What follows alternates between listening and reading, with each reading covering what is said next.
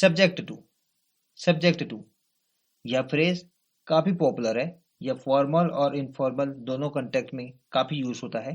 और एक popular add भी आपने सुना होगा, mutual fund is subject to market risk. तो आज हम सब्जेक्ट टू के अर्थ को जानेंगे। तो सब्जेक्ट टू को तीन अलग अलग कंटेक्स्ट में मुख्य रूप से यूज किया जाता है। पहले कंटेक्स्ट में इसका अर्थ होता है अनुभव करना। तो कोई भी व्यक्ति या कोई वस्तु किसी चीज का अनुभव करती है या उससे प्रभावित होती है या उससे प्रभावित हो सकती है, तो वह सब्जेक्ट टू का यूज करके बताया जाता है। जैसे कि आपको बताना हो कि मार्केट इन्फ्लेशन से यानी कि महंगाई से प्रभावित हो सकती है। तो कोई भी चीज से प्रभावित हो सकती है तो आप बोलोगे market is subject to inflation. या कभी कभी कोई व्यक्ति के बारे में बताना हो, खासकर उसके अप्रिय स्थिति या कोई परेशानी स्थिति को बताना हो कि व्यक्ति कोई अप्रिय स्थिति से गुजर सकता है, उसका अनुभव कर सकता है या उससे प्रभावित हो सकता है, पीड़ित हो सकता है, तो उसे सब्जेक्ट टू का यूज करके बताते हैं। मान के चलो कोई व्यक्ति सफर के लिए निकला है यानी कि यात्रा के लिए निकला है और उसे वहां पे परेशानी हो सकती है, उसे पानी की दिक्कत हो सकती है या उसे थकान हो सकती है या उसे पैर में दर्द हो सकता है, तो हम बोलेंगे कि वह व्यक्ति subject to pain, head pain या नेक पेन या leg pain, subject to pain. तो आमतौर पे कोई पॉसिबिलिटी को बताना हो कि कोई भी चीज प्रभावित किसी से हो सकती है तो उसे भी सब्जेक्ट टू का यूज करके बताते हैं।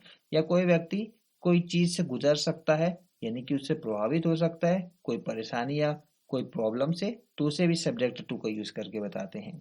दूसरा कंटेक्स्ट में सब्जेक्ट टू को शर्तों के रूप में यूज किया जाता है। जैसे कि आपको बताना हो सशर्त, निर्भर या के अधीन। यानी कि आपको बताना हो कि कोई चीज तभी घटेगी जब कोई दूसरी शर्त पूरी होगी, यानी कि कोई दूसरी घटना होगी तभी ये पहली वाली घटना पूरी होगी। तो उसे बताने के लिए भी सब्जेक्ट टू का यूज किया जाता है।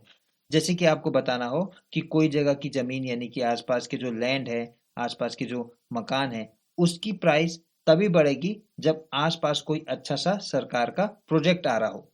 तो आप बोलोगे कि जो इंक्रीमेंट है उस एरिया का, उस एरिया के लैंडों का, वो तभी होगा यानी कि subject to coming of government project. तो कोई चीज किसी के ऊपर निर्भर है, कोई चीज किसी के अधीन है, उसे भी सब्जेक्ट टू का यूज करके बताते हैं। तीसरा कंटेक्स्ट में सब्जेक्ट टू का अर्थ होता है द्वारा शासित, यानी कि नियमों या प्राधिकारों द्वारा नियंत्रित, शासित या अधीन। तो कोई व्यक्ति या कोई व्यवस्था किसी के अधीन बताना हो, किसी के द्वारा शासित होती हो बताना हो, यानी कि किसी के आदेश के द्वारा, किसी की शक्ति, कानून या शासन के अधीन होना हो बताना हो, तो उसे भी सब्जेक्ट टू का यूज करके बताते हैं। जैसे कि आपको बताना हो कि पुलिस अधीन होती है सरकार के, यानी कि सरकार के अंदर काम करती है, तो आप बता सकते हो police is subject to government. इस बारी बारी से एग्जांपल्स और बेहतर समझते हैं। तो पहले कंटेक्स्ट के अर्थों का कुछ एग्जांपल्स देखते हैं। यानी कि पहले कंटेक्स्ट में जैसे हमने बात की अनुभव करना, तो इसके कुछ एग्जांपल्स देखते हैं। पहला एग्जांपल है he is subject to frequent headaches, यानी कि उसे अक्सर सिर दर्द होता है, यानी कि वह सिर दर्द से प्रभावित हो सकता है या होते रहता है। Children are subject to infections during winter, बच्चे सर्दियों में संक्रमण के शिकार हो सकते हैं, तो उससे प्रभावित हो सकते हैं। This area is subject to heavy rainfall, तो इस क्षेत्र में भारी वर्षा हो सकती है, तो ये क्षेत्र भारी वर्षा वाला क्षेत्र है। अब दूसरे कंटेक्स्ट में इसके अर्थों के एग्जांपल्स देखते हैं। The offer is subject to approval, यह प्रस्ताव अनुमोदन के अधीन है, यानी कि अनुमोदन मिलेगा, अप्रूवल मिलेगा तो ही यह ऑफर दिया जाएगा। Our plan will be subject to weather conditions, हमारी योजना मौसम पर निर्भर होगी, यानी कि हम योजना जो बनाए हैं वह तभी इम्प्लीमेंट होगा जब मौसम होगा, यानी कि मौसम अच्छा होगा तो उस हिसाब से कुछ योजना बनी होगी, या मौसम अच्छा नहीं होगा तो उस हिसाब से कुछ योजना होगी, तो वो उनकी योजना सब्जेक्ट टू वेदर कंडीशन है। The bill will be subject to voting, विधेयक मतदान पर निर्भर होगा, तो विधेयक सब्जेक्ट टू वोटिंग है। तीसरे कंटेक्स्ट में जो अर्थ हमने देखा, अब उसके कुछ एग्जांपल्स देखते हैं। You are not subject to my orders, तुम मेरे आदेशों से नियंत्रित नहीं हो।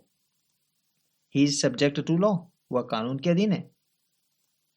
आई am not subject to your command, मैं तुम्हारे आदेशों से शासित नहीं होता हूँ, यानी कि वह उसके आदेशों के अधीन नहीं है, यानी कि वह सब्जेक्ट टू कमांड नहीं है।